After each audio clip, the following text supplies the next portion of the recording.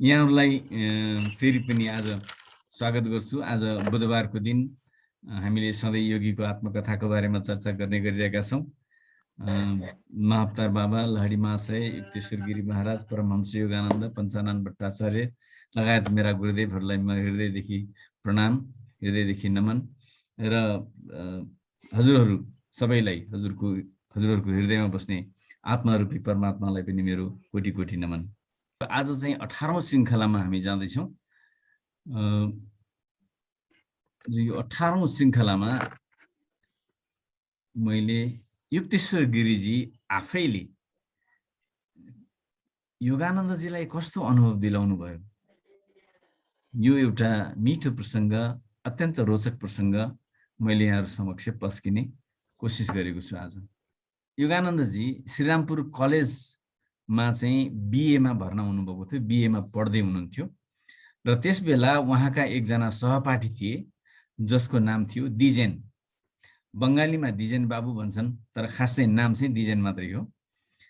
एकपटक योगानन्दजीले साथी दिजेनलाई युक्तेश्वर गिरीको आश्रममा जाउँ, गुरुदेवको आश्रममा जाउँ भनेर भन्दा ती दिजेनले के भन्छन् योगानन्दजीलाई भने, म कहिलेकाहीँ नास्तिक विचारहरूले घेरिएको हुन्छु र यस जगतमा हामीलाई थाहा नभएका अन्य केही कुराहरू पनि छन्, र त्यसको बारेमा खोजी गर्नु हाम्रो कर्तव्य हो।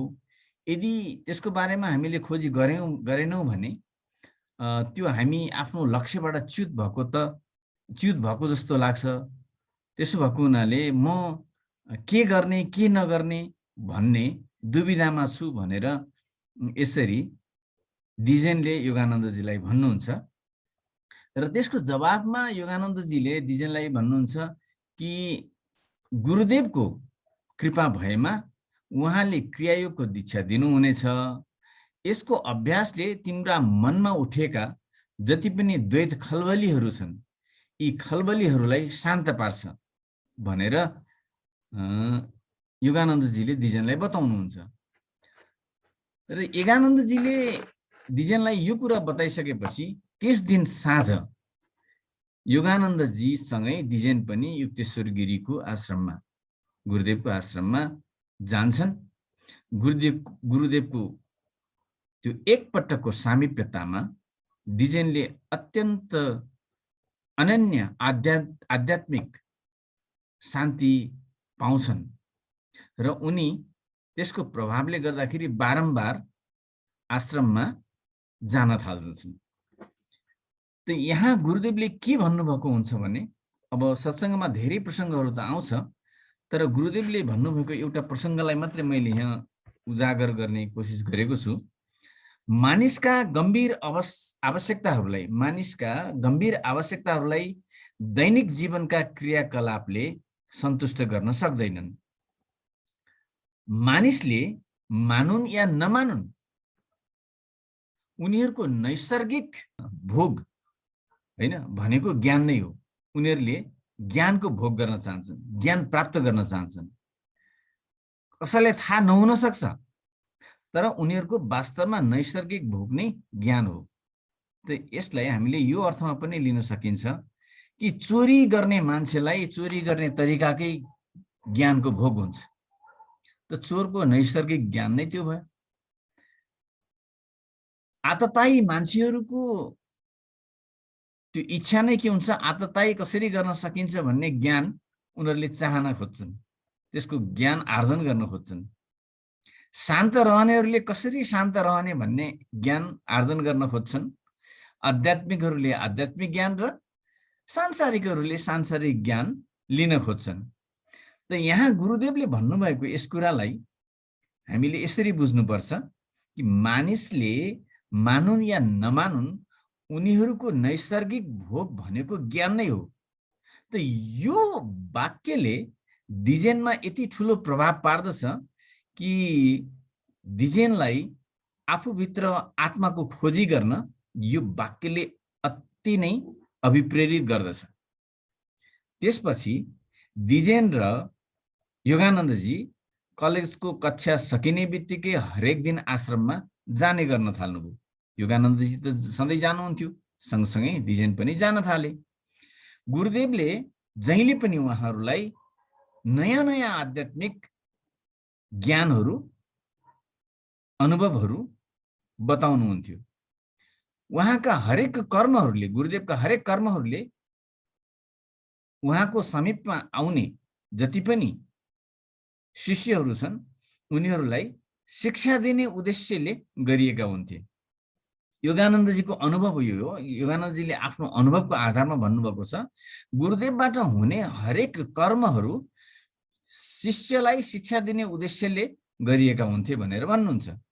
एक दिन कक्षा सकेर, बिएको क्लास सकेर आश्रममा जाँदा कनाई, त्यो कनाई भन्ने एकजना व्यक्ति हुन्छन् जो युक्तेश्वर गिरीजीको सेवकको रूपमा श्रीरामपुर आश्रममा बसेका हुन्छन्।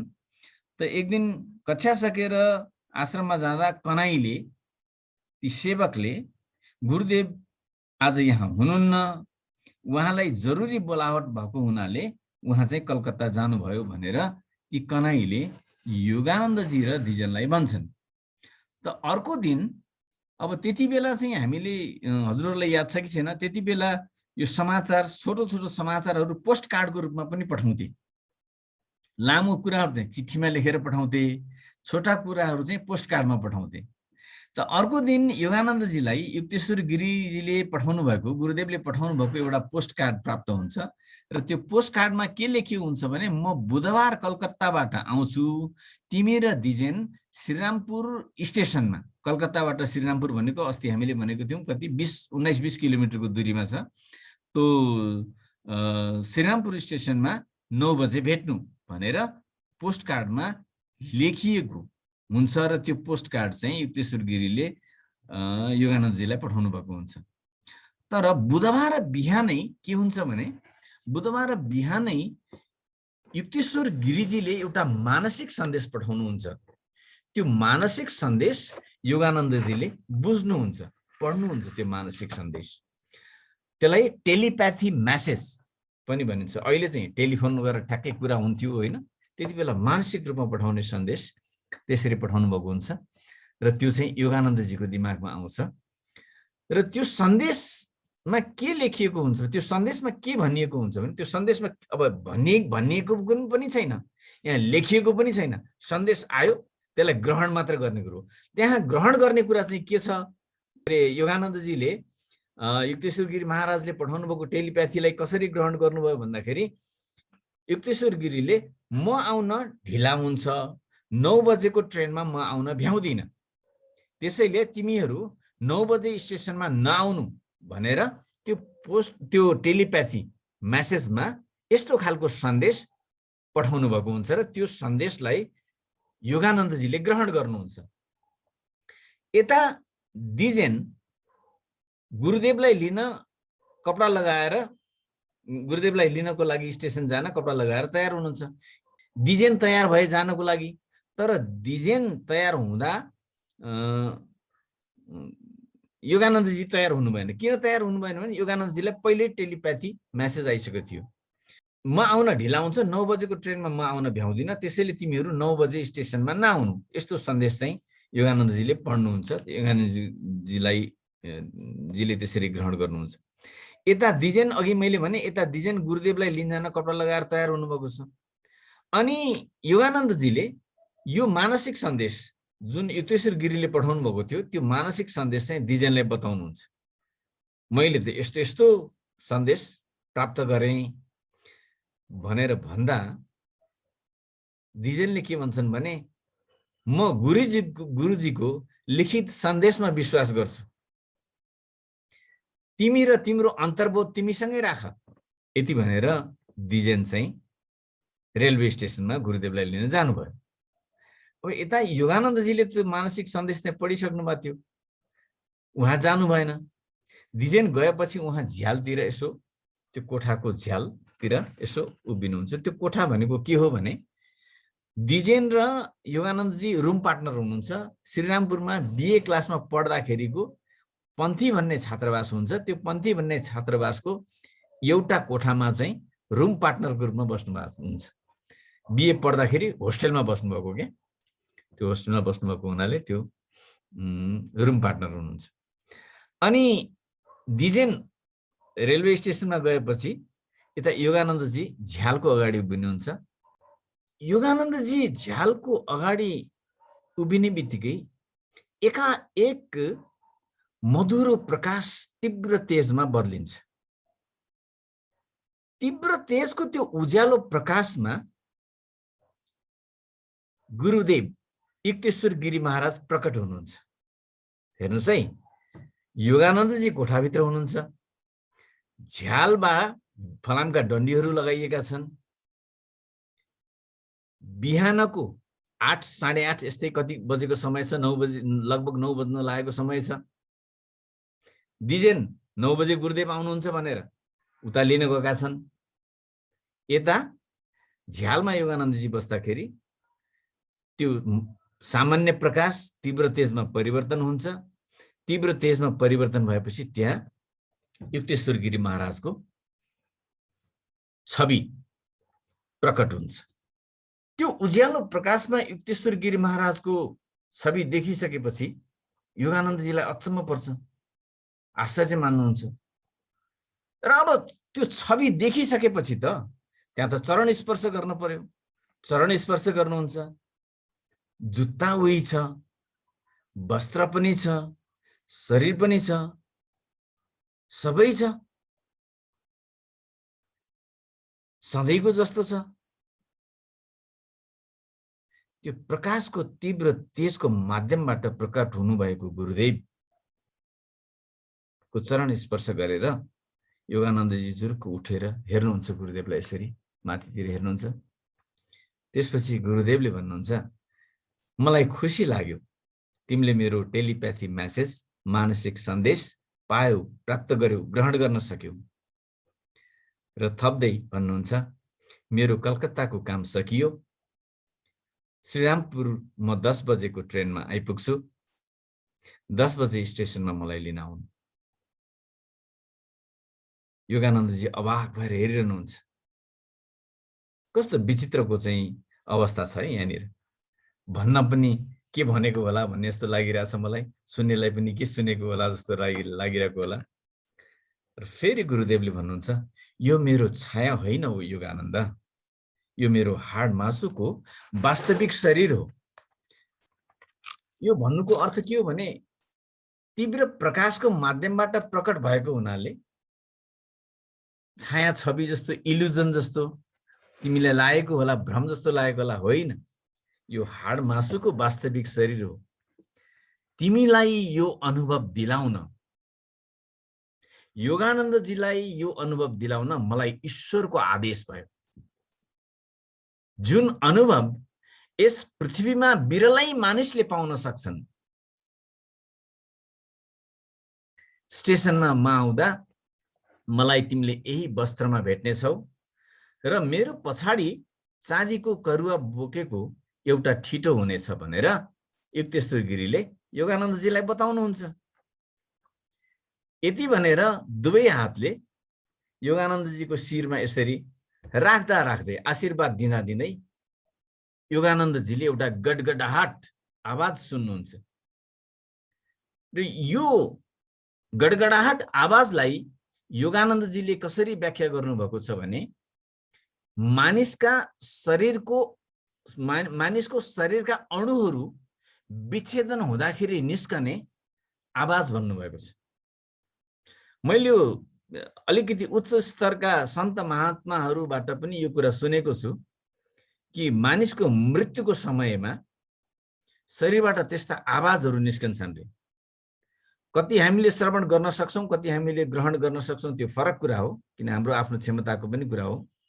किनभने त्यहाँ अणुहरूको पनि विच्छेदन हुनुपर्छ, सास मात्रै फुस्स जाने होइन भनेर सन्त महात्माहरूले भन्नुभएको मैले सुनेको छु।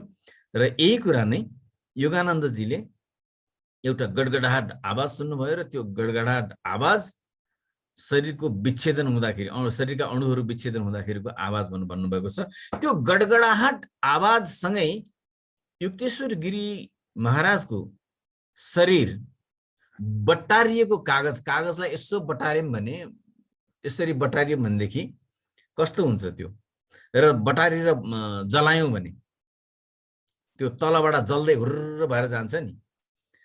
त्यस्तै उहाँको शरीर, युक्तेश्वर गिरी महाराजको शरीर बटारिएको कागजको मुठामा आगो लाग्दा ज्वालासँगै तुरुन्तै जसरी सकिँदै जान्छ, त्यसै गरी त्यो तेज प्रकाशमा, त्यो तीव्र प्रकाशमा त्यो गडगडाहट आवाजपछि पहिला पैताला अनि गोडा, शरीर र टाउको विलीन हुँदै गयो र त्यो तेज प्रकाश पनि हरायो। झ्याल यथावत छ। अब झ्यालका डन्डीहरू यथावत छन्, बाँकी सामान्य सूर्यको प्रकाश मात्रै बाँकी रह्यो। अगाडि जस्तो थियो त्यस्तै मात्रै बाँकी रह्यो। योगानन्दजी आफैले प्रश्न गर्नुहुन्छ, यो के भइरहेको छ? यस्तो सोच्दै गर्दा दिजेन कोठाभित्र आइपुग्छन्, किनभने स्टेसन र उहाँहरू बस्ने पन्थी छात्रावासको दूरी जम्मा 10 मिनटको मात्र छ। दिजेन कोठामा छिर्छन् र भन्छन्, गुरुदेव 9 बजेको ट्रेनमा पनि आउनु भएन, 9:30 बजेको ट्रेनमा पनि आउनु भएन। योगानन्दजीले दिजेनको हात समातेर, ल हिँड गुरुदेव, अब 10 बजेको ट्रेनमा आउँदै हुनुहुन्छ भनेर समातेर लिएर जानुहुन्छ। स्टेसन पुग्नुभयो उहाँहरू दुवैजना, उताबाट ट्रेन आइरहेको छ। योगानन्दजीले पुरै ट्रेन नै गुरुदेवको आभाले एकदम प्रकाशित भएको, उज्यालो भएको त्यस्तो दृश्यावलोकन हुन्छ योगानन्दजीलाई। र दिजेनलाई भन्नुहुन्छ, गुरुदेव त्यहाँबाट आउँदै हुनुहुन्छ, त्यो डिब्बामा हुनुहुन्छ। गुरुदेवको पछाडि चाँदीको करुवा लिएको एउटा केटो हुनेछ भनेर दिजेनलाई बताउँदै गर्दा युक्तेश्वर गिरी महाराज त्यहाँ देखा पर्नुहुन्छ। जस्तो अगाडि पन्थी छात्रावासमा, त्यो छात्रावासमा कोठामा तेज प्रकाशमा जे पहिरनु भएको थियो त्यही पहिरनमा हुनुहुन्छ अहिले गुरुदेव। नभन्दै उहाँको पछाडि चाँदीको करुवा बोकेको एउटा ठिटो हुन्छ। योगानन्दजीलाई आजको यो भौतिकवादी युगमा भएर पनि म प्राचीन युगमा पुगेँ र त्यसको अनुभूति गर्न पाएँ भन्ने लागिरहेको छ। एकातिर भने अर्कोतिर आश्चर्य पनि भइरहेको छ। दिजेन र योगानन्दजी भएको ठाउँमा गुरुदेव आइपुग्नुहुन्छ र दिजेनलाई भन्नुहुन्छ, मैले तिमीलाई पनि मानसिक सन्देश पठाएको थिएँ, तिमीले ग्रहण गर्न सकेनौ। दुवैजना गुरुदेव सँगसँगै आश्रममा जानुहुन्छ। गुरुदेवलाई आश्रममा पुर्याएपछि कलेज जानुहुन्छ। कलेज जाँदा बाटोमा दिजेनले योगानन्दजीलाई, गुरुदेवले मलाई पनि मानसिक सन्देश पठाउनु भएको थियो, तर तिमीले त्यो लुकायौ भनेर दिजेनले योगानन्दजीलाई भन्दा योगानन्दजीले भन्नुहुन्छ, तिम्रो मानसिक ऐना अस्थिर छ, यताउति हल्लिन्छ, जसले गर्दा गुरुदेवको निर्देशन पाउन सक्दैनौ, ठिकसम्म ठम्म्याउन सक्दैनौ। अब यसलाई हामीले एउटा सानो विश्लेषण गरेर हेरौँ। एउटा ऐनामा हामीले सानो प्रकाश पार्यौँ र ऐनालाई अलिकति मात्रै हल्लायौँ भने त्यो प्रकाश कहाँबाट कहाँसम्म पुग्छ? त्यसको रिफ्लेक्सन यति फास्ट हुन्छ, यति लामो दूरीमा जान्छ, हामीले कल्पनै गर्न सक्दैनौँ। ऐनाको मुभमेन्ट सानो छ, तर त्यसको परावर्तनको गति अति नै तीव्र हुन्छ। त्यो मानिसको चित्त पनि एउटा त्यस्तो ऐना हो, जुन ऐना स्थिर भएन भने अलिकति मात्रै हल्लिँदा पनि पुरा खलबल भइहाल्छ। हजुरले अभ्यास पनि गर्नु होला, एउटा ऐनालाई लिनु होला, यसो मात्रै अलिकति मात्रै हल्लाउनु होला, अनि देख्नुहुन्छ त्यसको त्यो त्यहाँबाट परावर्तन, त्यो रिफ्लेक्सन हुने त्यो इमेज कति चाँडो कुदेको हुन्छ हामीले अनुमानै गर्न सक्दैनौँ। त्यो मान्छेको चित्त पनि एउटा त्यस्तो ऐना हो, सानो सानो हलचलले पनि ठुलो उथुलपुथुल ल्याइदिन्छ।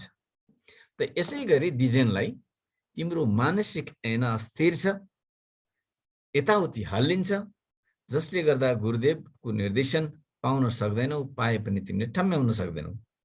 दिजेनले सोध्छन्, त्यो करुवा बोकेको ठिटो बारे तिमीलाई कसरी थाहा भयो?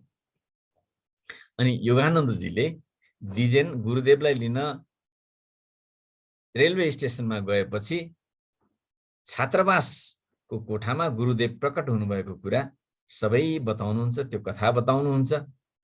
त्यो कथा बताइसक्दा उहाँहरू कलेजको हाताभित्र पुग्नुहुन्छ र यहाँ यो गुरुदेव प्रकट हुनुभएको प्रसङ्ग समाप्त हुन्छ। त युक्तेश्वर गिरी, यहाँ अलिकति हामीले एनालाइसिस गरौँ त युक्तेश्वर गिरी महाराजको शक्तिको यो विवरण सुन्दा, यो त उहाँको शक्ति हो, उहाँको प्रताप हो नि त। यो विवरण सुन्दा, उहाँको यो शक्तिको विवरण, उहाँको यो प्रतापको विवरण सुन्दा हामी अनुमान गर्न सक्छौँ कि संसारका कुनै पनि विश्वविद्यालयमा पढाइने शिक्षा केवल प्राइमेरी स्कुलमा पढाइने क ख ग देखि बाहेक अरू केही पनि होइन। किनभने ती युनिभर्सिटीका शिक्षाले हामीलाई यस्तो ज्ञान, यस्तो अनुभव, यस्तो अवस्था सिर्जना गराउन सक्छ? सक्दैन। र विश्वविद्यालयका पढाइ सबै वास्तवमा भन्यो भने यो आध्यात्मिक ज्ञानका लागि सबै खोक्रो छ, केवल खोक्रो। त जीवन यापन गर्नका लागि मात्रै पढाइएको पढाइ हो। त्यसले धेर थोर कमाइ हुन्छ, दाल भात खान सकिन्छ, तर जीवनमा खासै रूपान्तरण हुन सक्दैन, मानसिक सोचमा अन्तर्बोध हुन सक्दैन। त्यसो भएको हुनाले यो विश्वविद्यालयका पढाइ भनेका आवश्यक छन्। के का लागि हुन्छ? दाल भात तरकारी हातमुख जोड्नका लागि आवश्यक छन्, त्योभन्दा बढी केही पनि होइन भनेर मैले एउटा प्रसङ्गलाई यहाँ टुङ्ग्याएँ। अब हजुरहरूले भन्नु होला यति छुट्टी कहाँ छोड्न पाइन्छ? हस्, यो पक्कै पनि आउँछ।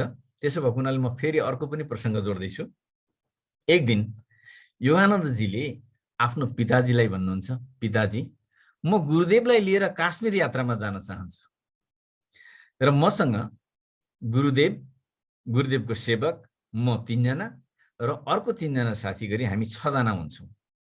ती 6 जनालाई हजुरले, ती 6 जनाको काश्मीर यात्राको लागि हजुरले ट्रेनको पास र केही आर्थिक सहयोग हजुरबाट हुन सक्छ कि पाउन सक्छु कि भनेर निवेदन गर्दछन्। अब योगानन्दजीको पिताजीले योगानन्दजीलाई भन्नुहुन्छ, 2 वर्ष भयो तिम्रो यो कथा, यो छेपारोको कथा जस्तो छ हैन? अन्तिममा तिम्रो गुरुदेवले यो काश्मीर यात्रालाई स्वीकार गर्नुहुन्न, किनभने योभन्दा अगाडि दुई पटक काश्मीर यात्राको योजना बनाउँदाखेरि उहाँले स्वीकार गर्नुभएको छैन। अन्तिम समयमा आएर त्यसलाई म जान्न भनेर क्यान्सल गरिदिनु भएको छ। अनि पिताजीले यति भनिसकेपछि योगानन्दजी भन्नुहुन्छ, पिताजी हजुरले भन्नुभएको कुरा बिल्कुल ठिक हो, सत्य हो, तर किन जान्न मान्नुहुन्न मैले आजसम्म बुझ्न सकेको छैन भनेर योगानन्दजीले पिताजीसँग बाउ छोराको गफ हो यो हैन? जे होस्, भोलिपल्ट पिताजीले 6 वटा पास ल्याइदिनुहुन्छ र केही रुपियाँ पनि ल्याएर दिनुहुन्छ र भन्नुहुन्छ, तिम्रो यो सैद्धान्तिक यात्रामा यी सबै व्यावहारिक तयारीको आवश्यकता पर्छ जस्तो मलाई लाग्दैन। हेर्नुहोस् है, तिम्रो यो सैद्धान्तिक यात्रामा, यानी अब यसलाई हामीले सैद्धान्तिक नभएर तिम्रो यो आध्यात्मिक यात्रामा भनौँ, यी सबै व्यावहारिक तयारीको आवश्यकता पर्छ जस्तो मलाई लाग्दैन। अब यो कुरा यहाँ पिताजीले किन गरिरहनु भएको छ भनेर हामीले एकचोटि अलिकति एनालाइसिस गरौँ। एकपटक योगानन्दजीका दाजु अनन्तले योगानन्दजी र जितेन्द्र 2 जना साथीलाई आगराबाट वृन्दावनसम्म जानको लागि ट्रेनको व्यवस्था गरिदिनु भयो, एकतर्फी टिकटको व्यवस्था गरिदिनु भयो र त्यसपछि के भन्नुभयो भने जाँदा ट्रेनको टिकट छ, भोक लाग्दा तिमीहरूले भोक लाग्यो भन्न पाउँदैनौ, तर पेट खाली भएर हिँड्न पनि पाउँदैनौ। शर्त राख्नुभयो, भोक लाग्यो भन्न पनि पाउँदैनौ, पेट खाली राखेर हिँड्न पनि पाउँदैनौ, तिमीहरूले खानुपर्छ, भोक लाग्यो भन्न पनि पाइँदैन, खर्च पनि दिएको छैन। वृन्दावन घुम्नुपर्छ, वृन्दावन पनि घुम्नुपर्छ र बेलुकी 12 बजे भन्दा अगाडि यो आगरामा उहाँको क्वार्टरमा, सरकारी भवनमा तिमीहरू आइपुग्नुपर्छ भनेर एउटा शर्त राखेर योगानन्दजीको आध्यात्मिक विश्वास, दिव्य पिताप्रतिको विश्वासलाई तौलिनको लागि यसरी चाहिँ यो शर्त राखेर उहाँले पठाउनु भएको हुन्छ र त्यो शर्तको पालना गर्दै योगानन्दजी ट्रेनमा जानुहुन्छ, वृन्दावनमा राजसी सम्मानमा भोज गर्नुहुन्छ। त्यसपछि एउटा कदमको वृक्ष जस्तो लाग्छ मलाई, कदमको वृक्षको चाहिँ चौतारामा पुगेपछि त्यहाँ एकजना प्रताप चटर्जी नाम गरेका मान्छे आउँछन्, जसले आफ्नो दिउँसोको पूजामा एकातिर भगवान श्रीकृष्ण र अर्कोतिर योगानन्दजीको अनुहार देख्छन् र उनको पटक पटकको ध्यानको अवस्थामा योगानन्दजीको अनुहार देखेको हुनाले उनी दौडेर योगानन्दजीबाट आउँछन् र हजुर मेरो गुरुदेव हो भन्छन्। अनि त्यसपछि उनले नै, ती प्रताप चटर्जीले नै योगानन्दजीलाई र जितेन्द्रलाई वृन्दावन घुमाउँछन्, बेलुकी मिठाई खुवाउन लिएर जान्छन्। त्यो वृन्दावनका मिठाईहरू चाहिँ, लड्डुहरू चाहिँ कोसेलीको रूपमा दिन्छन्, टिकट किनेर ल्याउँछन्, 2टा टिकट दिन्छन् र 1 रुपियाँको नोटको बिटो पनि योगानन्दजीलाई दिन्छन्। र त्यही रेलवे स्टेसनको एउटा कुनामा योगानन्दजीले प्रताप चटर्जीलाई क्रिया दीक्षा दिनुभएको छ। यो हामीले अगाडिको प्रसङ्गमा चर्चा गरेको थियौँ, हजुरहरूले कतिको स्मरण गर्नुभएको छ, स्मरण गर्नुभएको छैन। र यो अवस्था त पिताजीलाई पनि थाहा भयो। योगानन्दलाई यसरी, मुकुन्दलाई यसरी हामीले परीक्षण गर्दा पनि मुकुन्द त त्यसमा चाहिँ सफल भए। भनेपछि मुकुन्दको दिव्य पिताप्रतिको प्रेम, ईश्वरप्रतिको प्रेम, ईश्वरप्रतिको विश्वास र ईश्वरले उहाँमाथि गर्ने कृपाको बारेमा अब कसैले पनि शङ्का मान्नु पर्दैन भन्ने अर्थमा यहाँ पिताजीले के भन्नुभयो त, तिम्रो यो आध्यात्मिक यात्रामा यी सबै व्यावहारिक तयारीको आवश्यकता पर्छ जस्तो त मलाई लाग्दैन भनेर पिताजीले भन्नुभएको छ। एउटा छोरोमाथि कत्रो विश्वास, कस्तो अवस्थाको छोरो, कति भाग्यमानी पिताजी। त युक्तेश्वर गिरीले काश्मीर यात्राको 2 वर्षदेखि योगानन्दजीको प्रस्तावलाई जहिले पनि इन्कार गर्दै आउनुभएको छ। त्यसैले यसपटक त्यो 6वटा पास र पिताजीले दिनुभएको नोटको बिटो बोकेर योगानन्दजी आफ्नो गुरुदेव भाषामा जानुहुन्छ र देखाउनुहुन्छ, गुरुदेव 6वटा पास खर्च, यात्रा खर्च, 2टै कुरा देखाउनु भयो। अनि त्यो देखाइसकेपछि युक्तेश्वर गिरी भन्नुहुन्छ, म जान चाहन्छु तर हेरौँ के हुन्छ। अब यसै हुन्छ भन्न सकिँदैन भन्ने अर्थमा चाहिँ, तर हेरौँ के हुन्छ भन्नुहुन्छ गुरुदेवले। चिसो बस्छ योगानन्दजीलाई। यद्यपि योगानन्दजीले आउँदो सोमबार चाहिँ, त्यसपछिको सोमबारमा चाहिँ काश्मीर यात्रामा निस्कने एउटा योजना बनाउनुहुन्छ। त्यो योजना अनुसार 3 जना साथीहरूलाई आइतबार नै श्रीरामपुर आश्रममा, गुरुदेवको आश्रममा पठाउनुहुन्छ। आफू चाहिँ सोमबार बिहान मात्रै जाने तर्खर गर्नुहुन्छ, किनभनेदेखि शनिबार र आइतबार उहाँको घरमा नातेदारहरूको बिहे भोज आदि इत्यादि यस्तै के हुन्छ, त्यहाँ सरिक हुन पर्ने भएको हुनाले उहाँ अगाडि जान पाउनुहुन्न। सोमबार बिहानै जाँदाखेरि त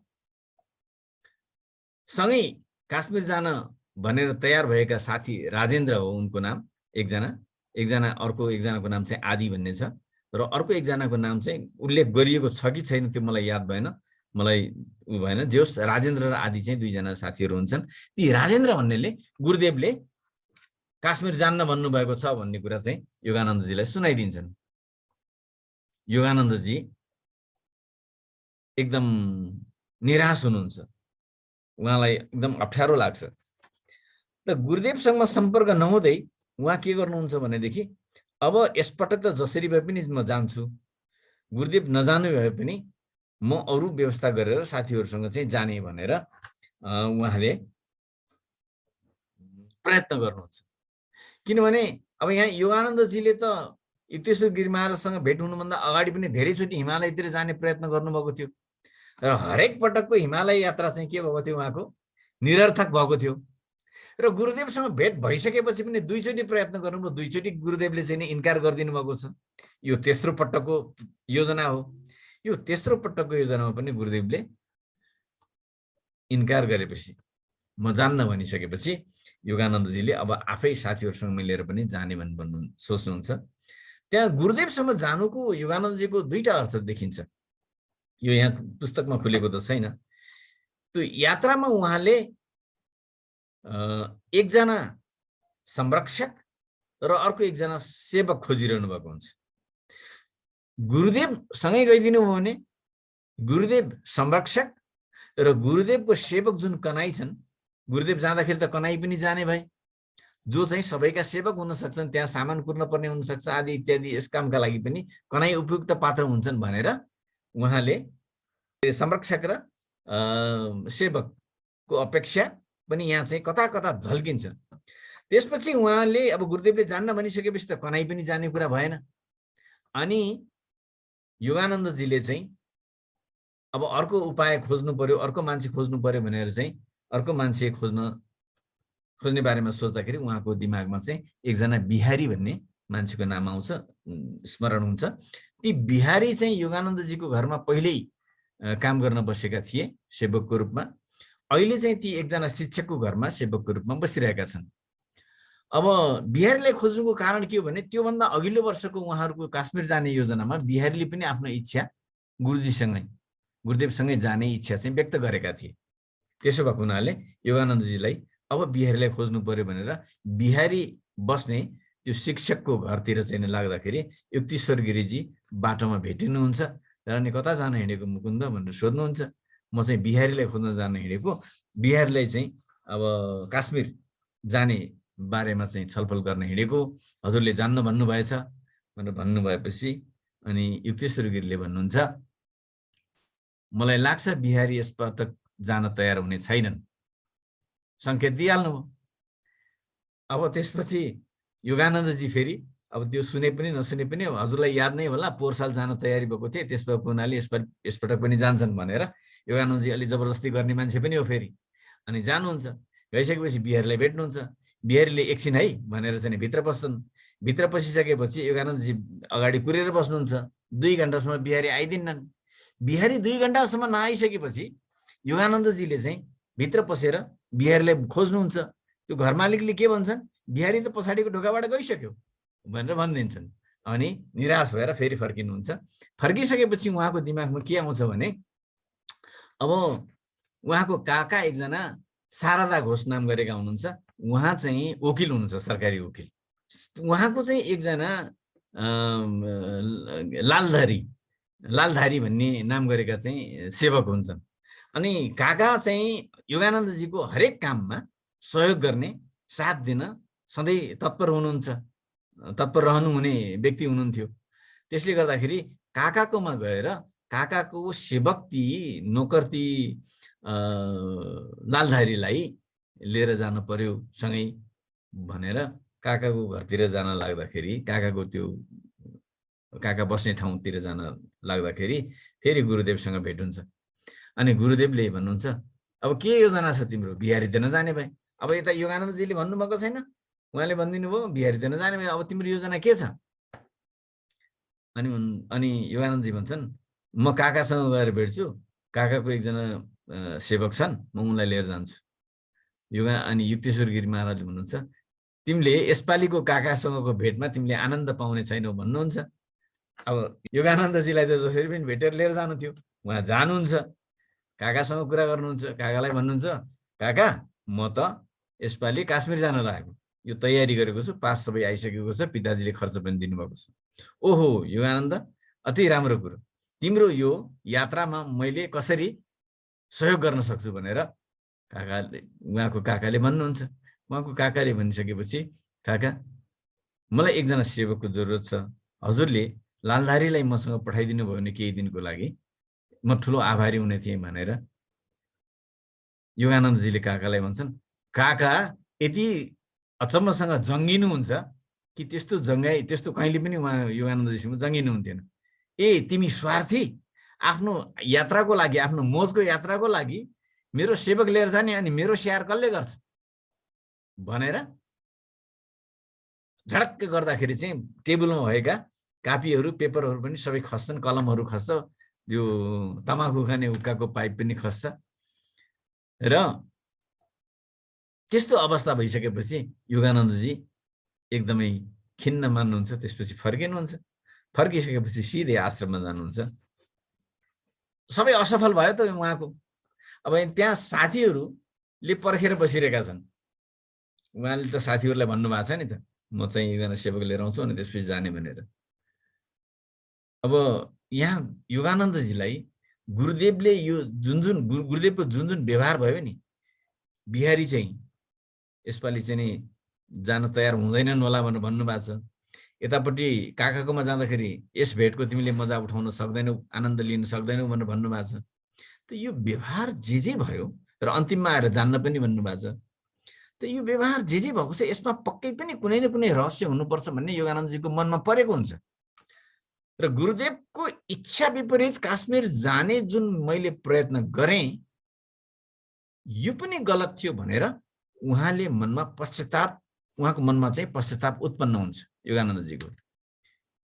अब आश्रममा फर्किसकेपछि गुरुदेवले भन्नुभएको छ, मुकुन्द के तिमी मसँग एकछिन बस्न सक्दैनौ, केही समय बस्न सक्दैनौ भनेर उहाँले योगानन्दजीलाई भन्नुभएको छ। तिम्रा साथीहरू जान सक्छन्, उनी तिम्रो ट्रेन समाउने समय काश्मीरको लागि छुट्ने ट्रेन समाउन निकै टाइम छ। तिम्रा साथीहरू जान सक्छन्, उनीहरूलाई पठाउन सक्छौ, उनीले तिमीलाई कलकत्तामा कुर्नेछन्, कलकत्ताको ट्रेन स्टेसनमा कुर्नेछन् भनेर योगानन्दजीलाई गुरुदेवले बताउनुहुन्छ। यहाँ योगानन्दजी भन्नुहुन्छ एकदमै दुखित भएर, गुरुदेव हजुर बिना मेरो काश्मीर जानुको कुनै अर्थ छैन भनेर यति बेला बल्ल उहाँलाई महसुस हुन्छ र उहाँले यसरी हजुर बेगर चाहिँ म अब काश्मीर जान्न भन्ने अर्थमा त्यस्तो भाव आउने गरेर गुरुदेवसम्म आफ्नो कुराहरू राख्नुहुन्छ। अनि योगानन्दजीका साथीहरूले सामानहरू, यात्राका लागि चाहिने सामानहरू जे बोक्नु भएको थियो त्यो सबै रिक्सामा हाल्नुहुन्छ, रिक्सामा हालेर चाहिँ जानुहुन्छ। अनि योगानन्दजी र कनाई गुरुदेवको चरणको नजिक बस्नुहुन्छ। आधी घण्टासम्म उहाँहरूको मौनतामा व्यतीत हुन्छ समय। त्यसपछि गुरुदेव त्यहाँबाट उठेर अलिकति अगाडि बढ्नुहुन्छ, माथितिरको कौशी जस्तो छ, कौशी जस्तोमा जानुहुन्छ र आफ्नो सेवक कनाईलाई भन्नुहुन्छ, कनाई योगानन्दलाई, मुकुन्दलाई खाना देऊ, योगानन्दलाई खाना देऊ, किन उनको ट्रेन चाँडै नै छुट्नेवाला छ भनेर कनाईलाई बताउनुहुन्छ। कनाई भान्सातिर जान्छन्। योगानन्दजी राडीमा बसिरहनु भएको हुन्छ। त्यहाँबाट उठ्दाखेरि योगानन्दजी ढलमल हुन्छ, उहाँलाई वाकवाकी लाग्छ, पेट उमड्छ, आँखा देख्न सक्नुहुन्न, अनि लडखडाउँदै गएर गुरुदेवको अगाडि लड्नुहुन्छ, ढल्नुहुन्छ। अनि गुरुदेव र कनाई दुवैजना भएर योगानन्दजीलाई उठाउनुहुन्छ, बैठकमा लिएर जानुहुन्छ र योगानन्दजीलाई एकदमै पीडा सहन गाह्रो भएको हुन्छ त्यति बेला। अनि चिच्चाएर भन्नुहुन्छ, गुरुदेव म आफ्नो जीवन हजुरलाई सुम्पन्छु। यसरी व्यक्त गर्नुहुन्छ योगानन्दजीले गुरुदेवसँग। युक्तेश्वर गिरीले आफ्नो काखमा योगानन्दको शिरलाई, हैन, टाउकोलाई आफ्नो काखमा राख्दै कोमल हातले सुमसुम्याउनुहुन्छ अनि भन्नुहुन्छ, तिमीले देख्यौ साथीहरूसँग यदि तिमी स्टेसन गएको भए तिम्रो के गति हुने थियो। मैले तिम्रो हेरचाह यस्तो विचित्रसँग गर्नु पर्यो किनभने तिमीले यसै बेला मैले काश्मीरको यात्रामा जान्न भन्ने जुन निर्णय गरेँ त्यसमाथि तिमीले शङ्का गर्यौ भनेर युक्तेश्वर गिरीले योगानन्दजीलाई भन्नुहुन्छ। योगानन्दजी अगाडि भन्नुहुन्छ, मैले बुझेँ गुरुदेव, र महान गुरुहरू आफ्नो शक्तिको खुला प्रदर्शन गर्दैनन्। आज यहाँ मसँग घटेका घटनाहरूलाई, योगानन्दजीले भन्नुभएका कुराहरू, योगानन्दजीसँग घटेका घटनाहरूलाई दर्शकहरूले सामान्य रूपमा लिन्छन्। मेरो गुरुदेवको सूक्ष्म हस्तक्षेप थाहा पाउन कठिन थियो। बिहारी काका शारदा घोष र साथी राजेन्द्र सबै मार्फत आफ्नो इच्छा शक्तिको अदृश्य प्रयोग गर्नुभएको थियो गुरुदेवले। यहाँ योगानन्दजी बाहेक अरू सबैलाई सामान्य लाग्न सक्छ। यति कुरा मैले यहाँ भनिरहँदा हजुरहरूलाई पनि सामान्य नै लाग्न सक्छ, तर यो जसले भोग्यो उसका लागि यो अद्भुत थियो कि योगानन्दजी प्रत्यक्ष साथी हुनुहुन्थ्यो जसको आफ्नै भोगाइ थियो र जुन घटनाहरू आफैमाथि घटेको थियो। अब यस्तो अवस्थाका योगानन्दजीको बारेमा हामीले अलिकति चर्चा गर्दा मैले यहाँ साक्षीको कुरा गरेँ नि। योगानन्दजीले यो सबै घटनाको साक्षी हुनुहुन्थ्यो र हामीले यो अध्यात्ममा के भन्ने गरेका छौँ भनेदेखि जहिले पनि हामीले आफैलाई साक्षीको भावले हेर्नुपर्छ भनेर चर्चा गर्ने गरेका छौँ। त यही हो, जहाँ साक्षी भइन्छ त्यहाँ मात्र सबै चिजहरू विश्वास हुन्छ, सबै चिजहरूको रहस्य थाहा हुन्छ। त हामीले जति बेलासम्म हामीले आफ्नो शरीरलाई, आफ्नो जीवनलाई, आफ्नो श्वासलाई साक्षीको भावमा हेर्दैनौँ तबसम्म हाम्रो शरीरका, हाम्रा जीवनका रहस्यहरूलाई हामीले बुझ्न सक्दैनौँ। यहाँनिर यही चिजलाई नै अलिकति जोड दिनुपर्छ। यहाँ योगानन्दजीले यी सबै घटनाको साक्षी आफू भएको हुनाले उहाँलाई चमत्कार लाग्यो। हामीले पनि हाम्रो जीवनलाई साक्षीको रूपमा हामीले हेर्न सक्यौँ भनेदेखि हाम्रा जीवनहरू नै वास्तवमा चमत्कारी छन् भनेर मैले थोरै यहाँ यो अध्यात्मसँग जोड्न खोजेको हुँ। योगानन्दजी लड्नु भएको छ र चाहिँ आफ्नो काखमा राखेर हातले सुमसुमाउनु भएको छ योगानन्दजीलाई। त्यसपछि गुरुदेवले कनाईलाई डाक्टर बोलाउनको लागि भन्नुहुन्छ। कनाईले डाक्टर बोलाउन जान्छन् अनि योगानन्दजीले त्यो बेलामा भन्नुहुन्छ, गुरुदेव मलाई डाक्टर होइन, मलाई हजुरले मात्रै बचाउन सक्नुहुन्छ, हजुरदेखि बाहेक अरू कसैले बचाउन सक्दैन भन्दाखेरि युक्तेश्वर गिरीले भन्नुहुन्छ, बाबु तिमी दिव्य कृपाबाट रक्षा गरिएका छौ, डाक्टरको चिन्ता नगर, ती डाक्टरले तिमीलाई यो स्थितिमा पाउने छैनन्, तिमी निको भइसक्यौ। यो योगानन्दजीलाई जे जति भएको छ नि यो एसियाली हैजा भएको भनेर त्यहाँ चित्रित गरिएको छ। त्यो त्यति बेला आजभन्दा 100 वर्ष अगाडिको कुरा भनौँ न, 100-150 वर्ष अगाडिको कुरा, आजभन्दा त्यति अगाडिको कुरा, 100 वर्ष अगाडि, लगभग 100 वर्ष अगाडिको कुरा। त्यति बेला हैजा भन्नेको यस्तो ठुलो महामारी थियो, लागिसकेपछि मान्छे बाँच्ने थिएन।